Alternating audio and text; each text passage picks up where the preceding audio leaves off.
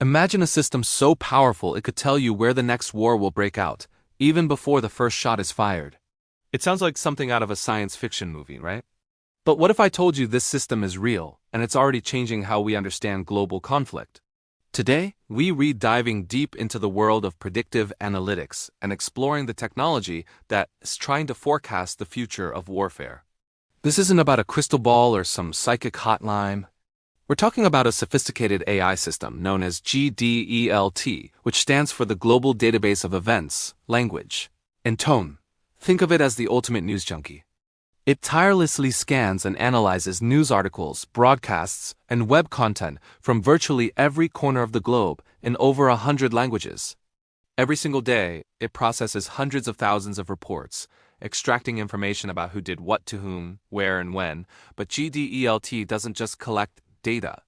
It understands the emotional pulse of the world. It analyzes the language used in news reports, gauging the tone, whether it's positive, negative, anxious, or angry. By tracking these shifts in sentiment across entire countries and regions, it can detect rising tensions and social unrest long before they escalate into open conflict. It's like having a planetary scale EKG, monitoring the health and stress levels of global society. So, how does this actually work in practice? Let's take a real-world example. Before the Arab Spring swept through the Middle East in 2011, traditional intelligence agencies were largely caught by surprise. But GDELT's data showed a different story. In the months leading up to the uprisings, the system detected a dramatic spike in negative sentiment and reports of protests and social instability across the region. The data was screaming that something big was about to happen. The system's creator, Kalev Lituru, demonstrated its power by asking it to map every protest and riot mentioned in the news from 1979 to 2011. The result was a stunning visualization that pinpointed the exact location of Osama bin Laden's chess hideout in Abbottabad, Pakistan. The system didn't know it was looking for him. It simply crunched the data, and the location emerged as a significant anomaly of instability in an otherwise stable area. This showcased the incredible potential of using big data to uncover hidden truths. GDELT isn't just about predicting wars. It's a powerful tool for understanding all kinds of global trends. Researchers use it to track the spread of diseases, monitor illegal wildlife poaching, forecast economic instability, and even gauge public opinion on climate change. It's like a massive, searchable archive of human history as it happens.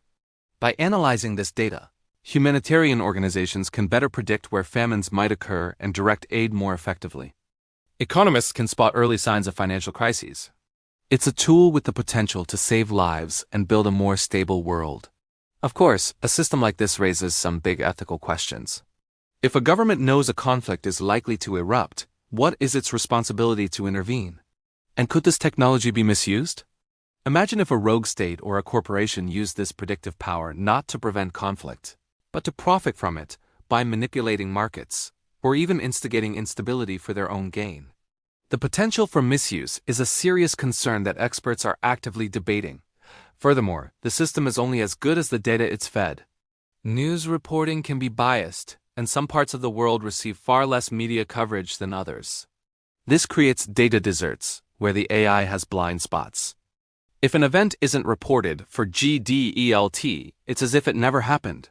This means the system's predictions might be more accurate for media-saturated regions like Europe and North America than for less covered areas in Africa or Central Asia. Overcoming this data bias is one of the biggest challenges for the future of this technology. Another limitation is that correlation is not causation. GDELT can show us that rising negative sentiment is correlated with future conflict, but it can't definitively tell us why. Human behavior is incredibly complex. A single spark, a political assassination, a natural disaster, or a viral video can ignite a fire that no algorithm could have perfectly predicted. The system provides probabilities, not certainties. It's a powerful warning light on the world's dashboard, but it still requires human experts to interpret the signals and make the final call. Despite these challenges, the development of predictive systems like GDELT marks a monumental shift. For centuries, our understanding of global conflict has been reactive. We study wars after they happen. Now, for the first time, we have the tools to be proactive. We can identify the warning signs and hopefully intervene before tensions boil over. This could involve targeted diplomacy, economic aid, or peace-building initiatives designed to address the root causes of instability.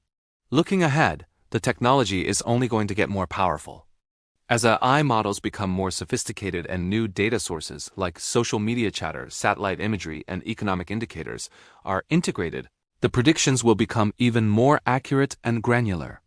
We might be able to forecast not just which country is at risk, but which specific cities or neighborhoods are most volatile. The goal isn't to create an all-seeing pre-crime division for geopolitics. It's about building a smarter, more responsive international community. It's about using technology not just to watch the world, but to understand it, and to use that understanding to build a more peaceful and prosperous future for everyone. The system that knows the next war is here, but the real question is, what will we do with that knowledge? The power to predict is incredible, but the power to act is what will truly change the world. What do you think? Is this technology a game changer for world peace or a dangerous tool that could be easily misused? Let me know your thoughts in the comments below. And if you found this deep dive fascinating, don't forget to hit that like button and subscribe for more content that explores the future of technology and our world. Thanks for watching, and I'll see you in the next video.